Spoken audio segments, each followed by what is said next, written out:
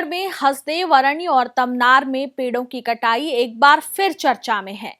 लेकिन चकित करने वाली बात यह है कि जो लोग इस इलाके में पेड़ों की कटाई के लिए जिम्मेवार हैं, वो पूरे आत्मविश्वास के साथ झूठ गढ़ रहे हैं। छत्तीसगढ़ के पूर्व मुख्यमंत्री भूपेश बघेल बेटे चैतन्य बघेल की शराब घोटाले में ईडी द्वारा की गई गिरफ्तारी पर बार बार एक ही बात दोहरा रहे हैं कि हम सदन में तमनार में काटे जा रहे पेड़ों का मुद्दा उठाने वाले थे, इसलिए मेरे घर पर ईडी की छापेमारी कराई गई। उन्होंने बार बार कहा कि विधानसभा में अडानी का मुद्दा उठने वाला था, इसलिए ईडी को भेजा गया।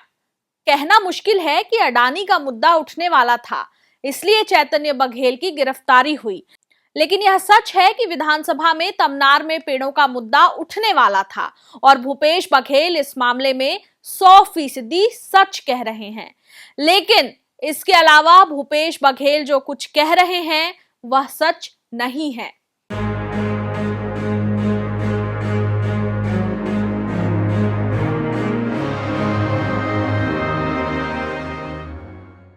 नमस्कार, खबरों की खबर में आपका स्वागत है। छत्तीसगढ़ में चैतन्य बघेल की गिरफ्तारी को लेकर उठे सवालों के बीच विधानसभा से लेकर सड़क तक कांग्रेस पार्टी आक्रामक तरीके से उतरी हुई है। मानसून सत्र के अंतिम दिन विधानसभा का बहिष्कार हो या मंगलवार को राज्य भर में प्रदर्शन, तानाशाही नहीं चलेगी, नहीं चलेगी, नहीं चलेगी, तानाशाही नहीं चलेगी, नहीं चलेगी, नहीं चलेगी। तमनार में जंगल काटे जा रहे जंगल के खिलाफ हमने कल भी इस सदन लगाया था और उस पर चर्चा न होने के कारण आज पुनः हमने तमनार में काटे गए जंगलों के खिलाफ, वहां जिस ढंग से अनैतिक, असंवैधानिक और पेशा कानून के विरोध में और वहां के 5वीं अनुसूची में गांव आने वाले गांव के लोगों की बात अनसुनी करके जिस ढंग से ये सरकार अडानी को खुलेआम सहयोग कर रही है, उसको पेड़ काटने की अनुमति दे रही है, चुपचाप सह रही है, उसके खिलाफ हम आज भी लाए हैं। और इसी बात को शायद अडानी के दबाव में ये सरकार रोकना चाहती थी कि हम यहाँ न ला पाए। और ऐसे सुबेरे सुबेरे जबकि हमारे बच्चे चैतन्य का आज जन्मदिन है, आज वहां सुबेरे सुबेरे छापा मारा गया। ईडी का छापा डराने के लिए मारा गया। हम लोग दबा देंगे।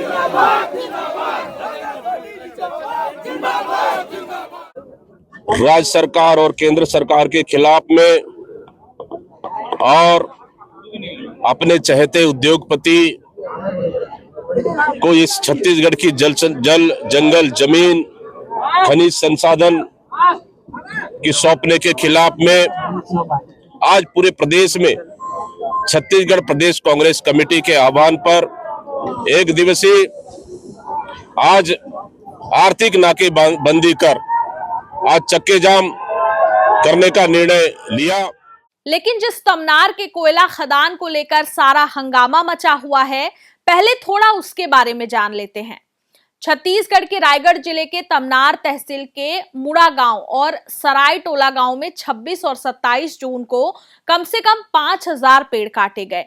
यह महाजेको को आवंटित और अडानी के एमडीओ वाले गारे पेलमा सेक्टर 2 कोयला ब्लॉक में कोयला खनन के लिए बड़े पैमाने पर पेड़ों की कटाई के अभियान का हिस्सा था, जिसे लेकर ग्रामीणों का भारी विरोध सामने आया। स्थानीय समुदाय और सरपंचों का आरोप है कि कोयला खनन के लिए सराय टोला और आसपास के गांवों में हजारों पेड़ काटे गए हैं, जिससे पर्यावरण को भारी नुकसान हुआ है। इसके साथ ही खनन परियोजनाओं को मंजूरी दिलाने के लिए ग्राम सभा की सहमति के फर्जी दस्तावेज प्रशासन को सौंपे गए हैं। सरपंचों के साथ ही ग्रामीणों का कहना है कि ग्राम सभा की कोई बैठक नहीं हुई और ना ही स्थानीय लोगों की सहमति ली गई। फिर भी फर्जी दस्तावेजों के आधार पर जंगल कटाई और खनन कार्य शुरू कर दिया गया। उन्होंने तत्कालीन भूपेश बघेल सरकार से गुहार लगाई, लेकिन उनकी हर गुहार अनसुनी रह गई। इस साल जून में जब तमनार में पेड़ों की कटाई शुरू हुई तो गांव वालों के साथ इस कटाई का विरोध करने के लिए कांग्रेस की स्थानीय विधायक भी सामने आई और दूसरे कांग्रेसी भी। इसी पेड़ कटाई के मुद्दे पर कांग्रेस पार्टी ने विधानसभा में स्थगन प्रस्ताव लाया था। इसी बीच शराब घोटाले में भूपेश बघेल के बेटे चैतन्य बघेल को गिरफ्तार कर लिया गया।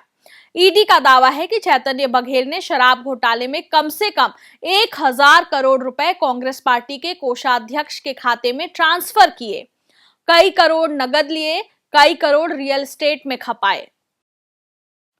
इस गिरफ्तारी के बाद भूपेश बघेल आक्रामक हैं और उनका आरोप है कि अडानी, तमनार और हसदेव के कारण उनके परिवार को निशाने पर लिया गया। पिछले समय 2023 में मेरे जन्मदिन में ईडी भेजा गया था।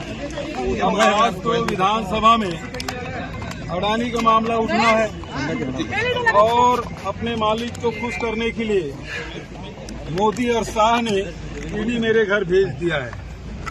हम लोग डरने वाले नहीं हैं, न झुकने वाले हैं। ये कितना भी ताकत लगा ले, भूपेश बघेल न टूटेगा न झुकेगा। ये लड़ाई लड़ेंगे, ये सत्य की लड़ाई है। पूरे देश में विपक्ष के नेताओं को ये टारगेट करके रखे हैं, दबाने की कोशिश, तोड़ने की कोशिश, प्रजातंत्र की हत्या करने की कोशिश इन एजेंसियों के माध्यम से। एक तरफ बिहार में इलेक्शन कमीशन के माध्यम से मतदाताओं को काटा जा रहा है, वहाँ मेरे ही कड़े प्रजातंत्र की चीरहरण कर रहा है, तो दूसरे तरफ विपक्ष के नेताओं को दबाने के लिए ईडी, आईटी, सीबीआई, डीआरए उपयोग कर रहे हैं। लेकिन अब देश की जनता जान चुकी है, समझ चुकी है। ईडी पहले भी आई है, छापा डाले, हमारे घर में 33 लाख रुपए मिला था। उसके बाद अचानक आज फिर आए हैं। इसका मतलब क्या है? हम लोग एजेंसी को पूरा सहयोग करेंगे।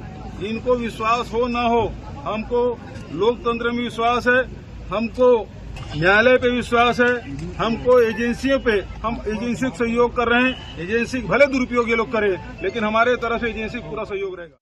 लेकिन तमनार के जंगलों की कटाई को मुद्दा बनाने वाली कांग्रेस और भूपेश बघेल पर आरोप लग रहे हैं कि तमनार के जंगलों को काटे जाने की स्वीकृति भूपेश बघेल के ही शासनकाल में दी गई और भूपेश बघेल को वनों की कटाई पर बोलने का कोई हक नहीं है।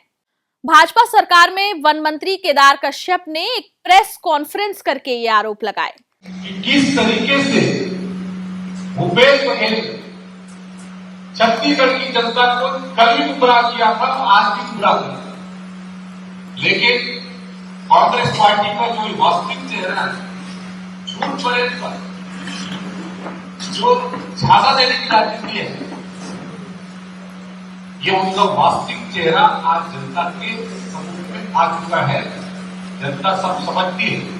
भूपेश बघेल के आरोप अपनी जगह और केदार कश्यप के आरोप अपनी जगह।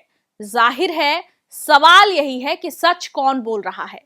सरकारी दस्तावेज बताते हैं कि छत्तीसगढ़ के कांग्रेस शासनकाल में भूपेश बघेल सरकार द्वारा 27 सितंबर 2019 को तमनार की परियोजना के लिए पर्यावरणीय स्वीकृति हेतु जनता की सहमति लेने के उद्देश्य से राज्य सरकार एवं महाजेनको द्वारा जनसुनवाई आयोजित की गई थी। इसके बाद 16 अक्टूबर 2019 को राज्य सरकार द्वारा परियोजना के लिए पर्यावरणीय स्वीकृति की अनुशंसा भारत सरकार के पर्यावरण, वन एवं जलवायु परिवर्तन मंत्रालय को भेजी गई। फिर 19 अप्रैल 2022 को भूपेश बघेल सरकार द्वारा परियोजना हेतु वन मंजूरी की अनुशंसा भारत सरकार को भेजी गई। 2 जून 2022 को भारत सरकार के वन एवं जलवायु परिवर्तन मंत्रालय द्वारा राज्य सरकार की अनुशंसा पर वन मंजूरी स्वीकृत की गई। इसके बाद 11 जुलाई 2022 भारत सरकार के वन एवं जलवायु परिवर्तन मंत्रालय द्वारा परियोजना को प्रथम पर्यावरणीय स्वीकृति प्रदान की गई। 23 जनवरी 2023 राज्य सरकार द्वारा परियोजना हेतु वन मंजूरी की अनुशंसा भारत सरकार को भेजी गई। उस समय भी राज्य में कांग्रेस पार्टी की सरकार थी और मुख्यमंत्री भूपेश बघेल थे। 27 जनवरी 2023 को मोदी सरकार के वन एवं जलवायु परिवर्तन मंत्रालय द्वारा भूपेश बघेल की सरकार की अनुशंसा पर ही परियोजना को द्वितीय चरण की वन मंजूरी प्रदान की गई। मतलब ये कि भूपेश बघेल आज भले अडानी और तमनार की आड़ लेने की असफल कोशिश कर रहे हैं, हकीकत तो यही है कि तमनार में महाजैको को आवंटित और अडानी के एमडीओ वाले कोयला खदान की सारी स्वीकृतियां भूपेश बघेल की सरकार ने ही जारी की है। राज्य में भूपेश बघेल की सरकार और केंद्र में मोदी की सरकार, दोनों ही सरकारों ने मिलकर तमनार की किस्मत का फैसला किया। भूपेश बघेल बार बार छत्तीसगढ़ विधानसभा में 26 जुलाई 2022 को सर्वसम्मति से पारित उस संकल्प का भी हवाला देते हैं जिसमें कहा गया था कि हसदेव अरण्य के सभी कोल ब्लॉक निरस्त किए जाएं। दो अशासकीय संकल्प थे। एक तो यहाँ बीज के प्रमाणीकरण के लिए यहाँ केंद्र खुलना चाहिए और दूसरा जो हसदेव अरण्य क्षेत्र है जिसमें कोल ब्लॉक है, भारत सरकार से अनुरोध करती है कि उन कोल ब्लॉकों को निरस्त किया जाए। लेकिन इस संकल्प का हवाला देते हुए वे भूल जाते हैं कि यह प्रस्ताव उनकी सरकार ने नहीं, तब के जोगी कांग्रेस के विधायक धर्मजीत सिंह ने लाया था। विधानसभा की कार्रवाई को देखें तो भूपेश बघेल ने बेमन से इस संकल्प को मंजूरी दी थी। लेकिन ठहरिए, इस संकल्प की आड़ लेकर भूपेश बघेल दावा करते हैं कि विष्णुदेव साय की सरकार ने विधानसभा के संकल्प को किनारे करके पेड़ों की कटाई करवाई, जबकि सच तो यह है कि भूपेश बघेल इस मामले में सफेद झूठ बोल रहे हैं। हकीकत यह है कि विधानसभा के इस संकल्प के बाद राज्य सरकार को हसदेव अरण्य में जारी स्वीकृतियां रद्द करनी चाहिए थी, लेकिन भूपेश बघेल ने एक भी स्वीकृति रद्द नहीं की। रही बात विधानसभा के संकल्प की, तो इस संकल्प के ठीक 2 महीने बाद ही हसदेव के आदिवासियों को हिरासत में लेकर 26 सितंबर 2022 को हसदेव में हजारों पेड़ों को कटवा दिया गया। जिस समय हसदेव के पेड़ काटे जा रहे थे तब राज्य में भूपेश बघेल की ही सरकार थी। बात इतने पर भी खत्म नहीं हुई। भूपेश बघेल की सरकार ने ही जाते जाते हसदेव में कई हजार पेड़ों की कटाई की अनुमतियां भी जारी की। यही कारण है कि जब राज्य में विष्णुदेव साय ने शपथ भी नहीं लिया था, उन्हीं अनुमतियों को आधार बनाकर हजारों पेड़ फिर से काट दिए गए। यानी इस विनाश के लिए पूरी तरह से भूपेश बघेल जिम्मेवार थे। हसदेव को लेकर भूपेश बघेल बार बार यह दावा करते हैं कि कोयला खदान केंद्र का विषय है, उसमें राज्य की कोई भूमिका नहीं है। लेकिन यह अधूरा सच है। अंतिम स्वीकृतियां राज्य सरकार ही जारी करती है। वन हो या भूमि, इसमें राज्य की अहम भूमिका है। अगर ऐसा नहीं होता तो हसदेव में अडानी की खदान से कोयला खनन के लिए तब के राजस्थान के मुख्यमंत्री अशोक गहलोत भूपेश बघेल से क्या निवेदन करने आए थे। सच तो यह है कि अडानी की खदानों के लिए भूपेश बघेल सरकार के कार्यकाल में ही सारी मंजूरी दी गई, कटाई हुई और भूपेश बघेल इसके लिए तब विकास का तर्क देते थे। शुक्ला जी को पहले अपने घर का बिजली, पंखा, कूलर, एसी बंद करें। उसको कोयला नहीं चाहिए, बिजली नहीं चाहिए, क्योंकि मेरे लिए थे नहीं, ये तो राजस्थान गवर्नमेंट के लिए, राजस्थान जनता के लिए है। तो यदि देश को कोयला ऊर्जा चाहिए, नहीं चाहिए, देश क्या कर ले। अब जबकि भूपेश बघेल विपक्ष में हैं, तो हसदेव से लेकर तमनार तक को बचाने की बात वो कर रहे हैं और अडानी की जन खदानों को उन्होंने एक के बाद एक मंजूरी दी, उसे विपक्ष के माथे पर डालने की कोशिश कर रहे हैं। सत्ता की राजनीति ऐसी ही होती है। विपक्ष में रहते यही भूपेश बघेल हसदेव को बचाने के लिए राहुल गांधी को हसदेव लेकर पहुंचे थे। ये जंगल आपका जंगल, आपकी जिंदगी इस जंगल से मिली हुई। अगर ये जंगल खत्म हो जाएगा, आप खत्म हो जाओगे, आपके बच्चे खत्म हो जाएंगे। तो मैं आपको यहां ये कहना चाहता हूं कि इस लड़ाई में कांग्रेस पार्टी और मैं आपके साथ खड़े हुए हैं और हम हटने नहीं वाले हैं। किसानों के साथ खड़े हुए हैं, आदिवासियों के साथ खड़े हुए हैं।